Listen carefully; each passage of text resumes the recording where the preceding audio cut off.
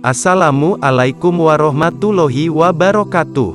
Saudara-saudaraku seiman seagama yang saya cintai. Alhamdulillah, senang sekali kita bisa berjumpa lagi di channel Imam Darmazi ini.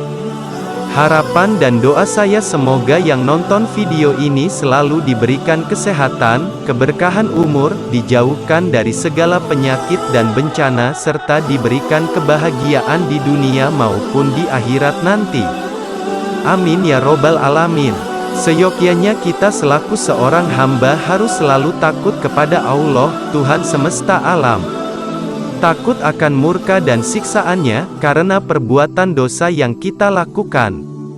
Ketakutan kita akan murkanya, sangatlah berpengaruh akan perilaku kita di dunia, maupun di akhirat kelak. Seorang nabi seperti Khalilullah Ibrahim saja, yang sudah mendapat gelar Al-Khalil, kekasih dari Allah Subhanahu wa Ta'ala, masih takut akan murka Allah. Ketika Nabi Ibrahim teringat akan dosa dan kesalahannya, hatinya bergemeteran hingga bisa didengar dari kejauhan. Dan pada saat itu, Allah memerintahkan Jibril untuk menyampaikan salam kepadanya. Lalu Jibril mendatangi Ibrahim alaihi salam dan berkata, "Salam dari Tuhanmu wahai Ibrahim." Apakah pantas seorang kekasih takut kepada kekasihnya wahai Ibrahim? Lalu Nabi Ibrahim berkata kepada Jibril, "Wahai Jibril, ketika aku teringat akan dosa kesalahanku, dan aku teringat akan siksaannya, maka aku lupa akan kekasihku." Itulah sikap seorang nabi, wali-wali Allah, orang-orang soleh dan orang-orang yang zuhud akan dunia. Maka, renungkanlah wahai sahabat. Diceritakan dalam salah satu kitab karangan Imam Ghazali. Ada seorang remaja yang sangat mencintai seorang gadis. Dan pada suatu malam gadis itu keluar dari rumahnya untuk suatu keperluan.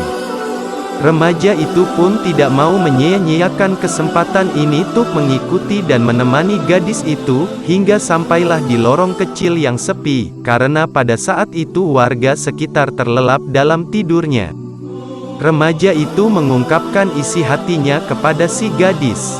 Lantas gadis itu bertanya kepada si remaja, "Lihatlah, apakah manusia pada tidur semua?" Ketika itu bahagialah si remaja karena mengira si gadis akan menerimanya. Remaja itu berdiri dan berkeliling melihat keadaan sekitarnya. Setelah selesai melihat keadaan sekitar, remaja itu melaporkan ke sang gadis kalau manusia sudah tidur semua, dan gadis itu menimpalinya dan berkata, "Apakah Allah juga tidur saat ini?"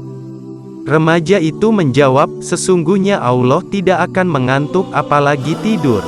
Gadis itu terus berkata, "Allah zat yang tidak akan tidur dan tidak pernah tidur melihat kita meski manusia tidak melihat kita, dan itu lebih utama untuk kita takuti." Remaja itu lantas pergi karena takut kepada Allah Subhanahu wa Ta'ala, bertaubat kepada Allah Subhanahu wa Ta'ala dan kembali ke desanya.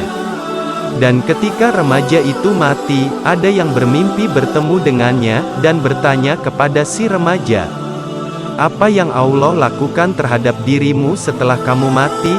Remaja itu menjawab, "Allah telah mengampuniku karena takutku kepadanya, dan karena aku telah meninggalkan perbuatan dosa pada malam itu." Wallahu a'lamu bishawab. Semoga bermanfaat dan semoga kita bisa mengambil pelajaran dari kisah ini. Amin ya robbal alamin. Assalamualaikum warahmatullahi wabarakatuh.